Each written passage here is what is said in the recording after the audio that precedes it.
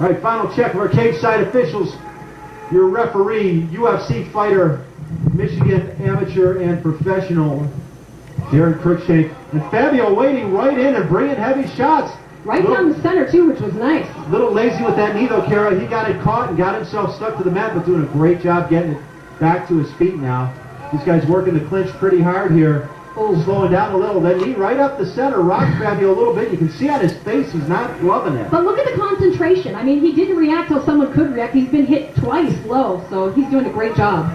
Well, I think he's absolutely overwhelmed Chris Lee Byrne at this point. And Chris needs to get settled in. You know, and they're both listed at 5'10". One of them's lying.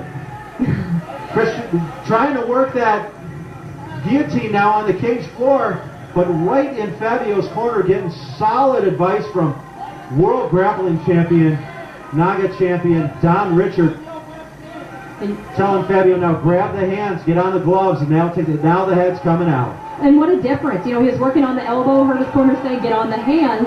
What a difference. We see some blood coming out. Not too sure who it's coming from. Think Fabio's mouth. It's either coming from his mouth or his nose. I think he got clipped a little bit there in that exchange.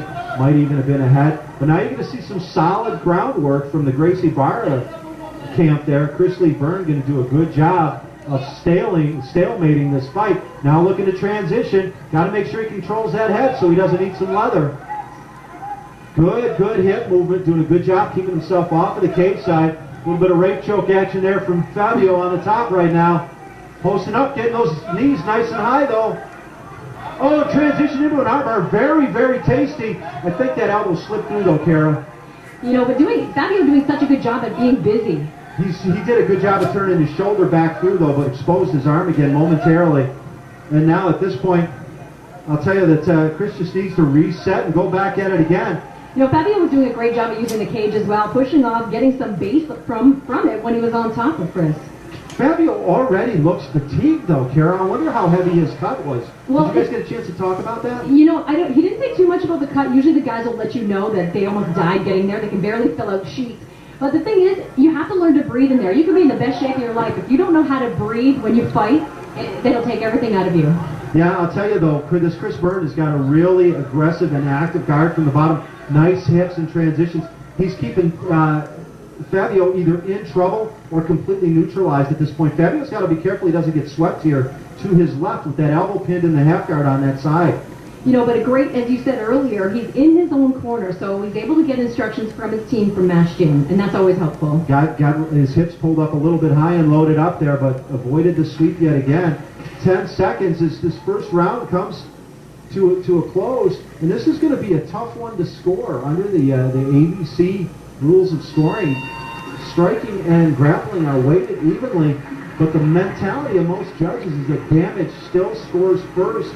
And as solid as Chris was on the ground, he just didn't get any leather off. No, but I think he surprised us because it looked like Fabio was coming out a much stronger, a much more technical and better fighter, but Chris actually was able to mitigate some of the damage that Fabio tried to pull. I mean, Fabio throwing a lot of shots from the top. He was going body, head, he was trying to mix it up.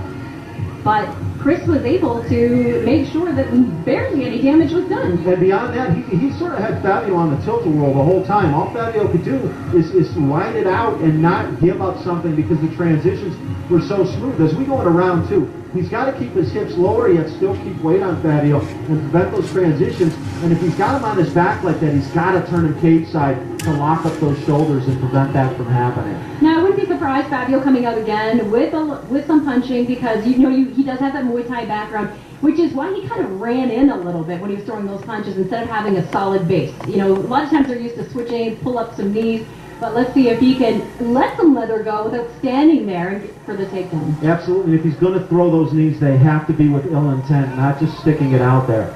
And you can see the pace of this a little bit slower this time. Oh, good right hand by Chris. Another right hand, and Fabio's just getting tattooed. He goes into the clinch and tries to drop. That would be a good time for knees if he could have got that up the middle. Again, as they came up there, you saw the heads collide. Well, Fabio now, again, he just looks so fatigued. Yeah, and again, that could be an adrenaline dump. It could be weight cut or just not breathing properly. Finally starting to get the better of the Canadian here on the cage side. But I'll tell you what, he's throwing wild rights Chris Byrne is, but they're connecting. Completely. You know, and you saw Nia up the middle, and Chris actually, he caught Fabio in the head, but he's starting to look fatigued. I think he's using the cage more as like someplace to lay down. He and looks relax. absolutely exhausted at this point, Kara. I don't know, maybe neither of them were ready for the pace because they're just non-stop with each other. You know, and that comes from sometimes you're drilling too much and maybe not drilling hard, going through the motions. You got to be able to work at a high pace so that it's easy once you get into the cage to fight. We got to keep in mind too that these are both relatively new fighters, and if you forget to breathe for even a couple of seconds, you never catch up with that oxygen deprivation. It's like hitting him with a body shot or a low blow. You know, it's hard to peel that back. But you know what? You see pro fighters that don't learn the breathing game and they fatigue out in fights. So I've always admired boxers because that's one of the things that is just absolutely beat into them at all levels. You don't see it as much from the wrestler or the stand-up, the Muay Thai background. And I think because for boxing, you're continuous, whereas sometimes in MMA, maybe in wrestling, you can rest for a minute. It's a different type of rest, but you get that chance to take a deep breath. And you can see them trying to administer some punching, but there's no punching power left. It's like patty cake. Yeah, wrestlers forget to breathe not because of